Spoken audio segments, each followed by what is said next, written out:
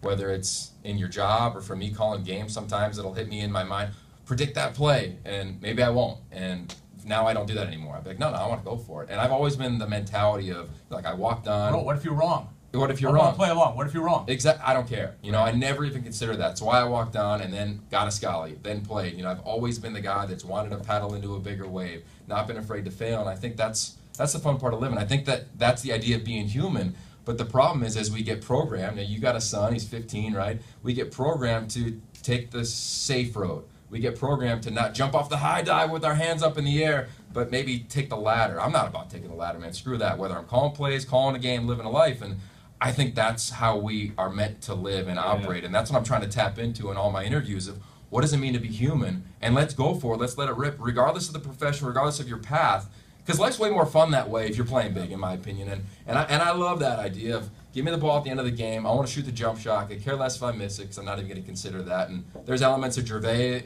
Pete, my parents, my upbringing, but to me, we all want to live a life without limits, and we get programmed sometimes to start setting them, and I ain't down with that, man. Yogi Roth, Yes, sir. strong message.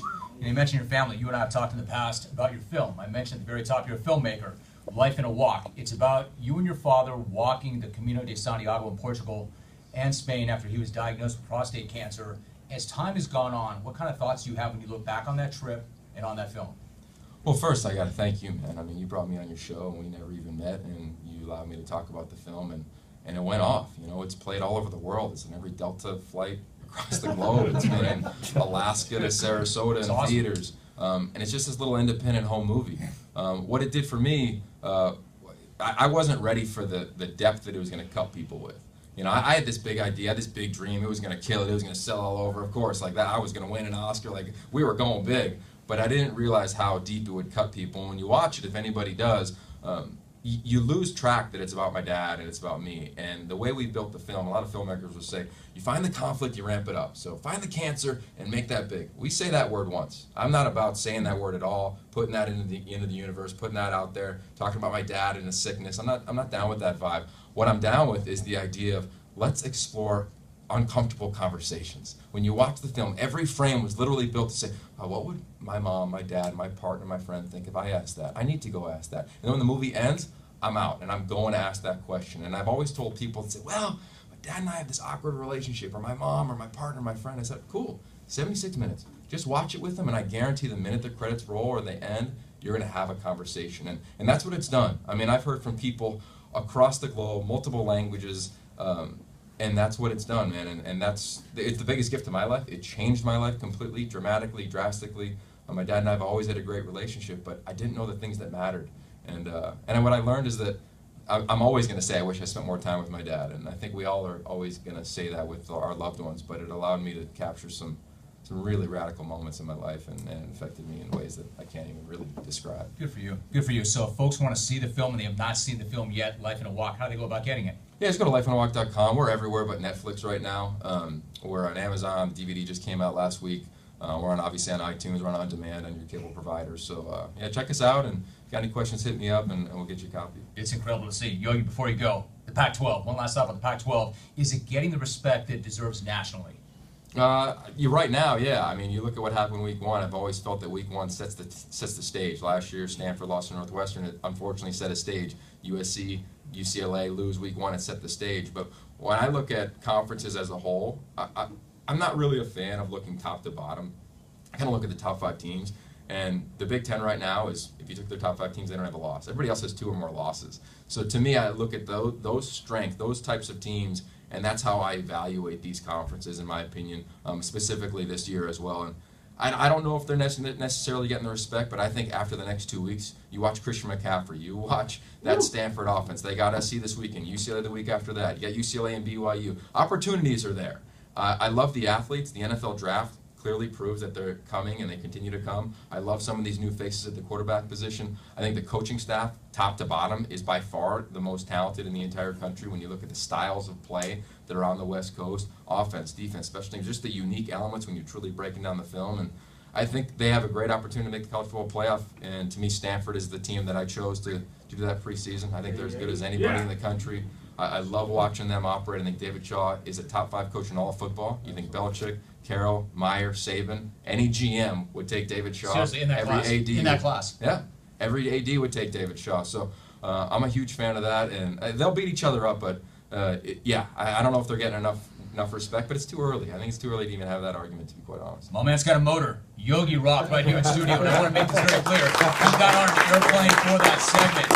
Also, Pac-12 Network analyst, a filmmaker, and you want to get Life in a Walk. It's an amazing thing to see, an amazing watch, and host of Life Without Limits podcast. Thanks, man. Yogi, so good to see you. I appreciate you. It was awesome. You know what you're gonna love? You're gonna love The Drive. It's our new docuseries on the Pac-12 Network. We got all 12 schools. It starts this Friday. Stanford, David Shaw is gonna kick the thing off, and Mike Yam and the fellas will keep it locked in the studio. So keep it on Pac-12 Network. We're gonna keep it rolling all season long. All right, man. Good to see you. Thank you so much. That's how you do it. Yogi Roth right here in Blue Eyes Lounge.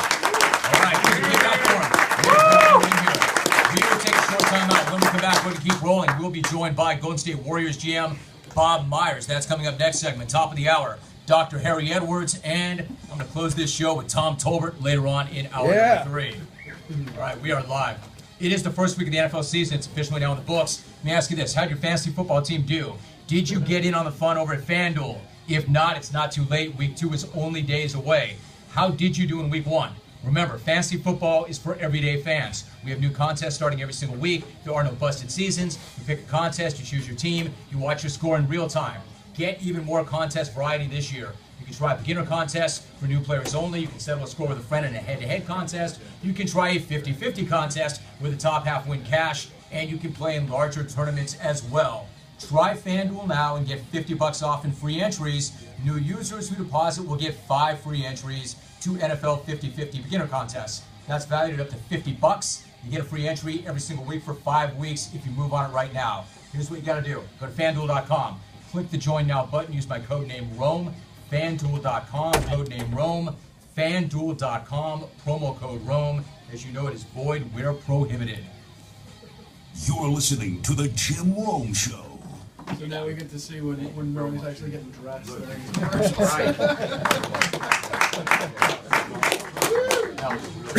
was a tight interview. Yeah, it's been really good so far, man. Yeah, I know. It's gonna get better. Yeah, well, I can't wait for Tolbert. No, Craig? Tolbert's awesome. Okay, perfect. Yogi Roth, everybody. There we go. Yeah. Ray. Oh, man, Ray. Gift there for you. Ray, how you doing? Could be better. Could be better. Ladies and gentlemen, Golden State Warriors are in the house. Yes, sir. That dude, trying not to be noticed, is the greatest PR executive in the history of the world. You have no idea how good that guy is at his job. Bob, too. Bob, what's up? How are you? Good, good. How are you? Good, man. Thank you for coming in. Sure. We got a few minutes. Do you need anything? I don't. Any Maybe food? water. I can get you some water. Oh, I should have grabbed Thanks so some. much. Yeah. Not at all. Thanks for having me. Yes, Alvin. Yes. Can you do a Rome minute now? Yeah. Can you turn me down here? I have to do some cross right now. You just turn it down so it's not going out. Yeah, done. Okay. Feel free to speak. Not if you can hear me. I can hear you.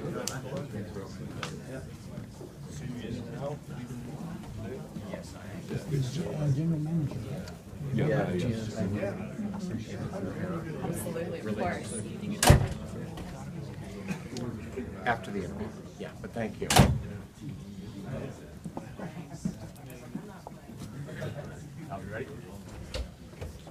3, 2, 1. Come to you live from San Francisco. So I'm all about the Niners, but most of all, I'm all about the Oakland Raiders in this minute. How about Jack Del Rio? This dude has got a brass set. I mean, straight up man. Going for 2 and the win on the road against the Saints. He's got to geek out every single Raider fan. I mean, exactly who does that besides Del Rio? How many other coaches have got the NAD to do that? Not only execute that situation, but how many different ways did they try to lose that game throughout the game, and none of it mattered? They were getting shredded by Drew Brees. They had 14 penalties, questionable clock management. They look like the Raiders of old, play it close, find a way to lose. But that was then, and this is now. They man up. It may only be one game, but I'm going to say from where I'm sitting right now in the Bay Area, they look like a playoff team. I think this is the year they snap the drought, go all in with the Raiders. Yes, sir. Yeah. Dad's done. Thank Easy you. money. This place is awesome. Yeah, This is a awesome. good spot. This is a good spot. How was your summer? Good, yeah, good. How about you? I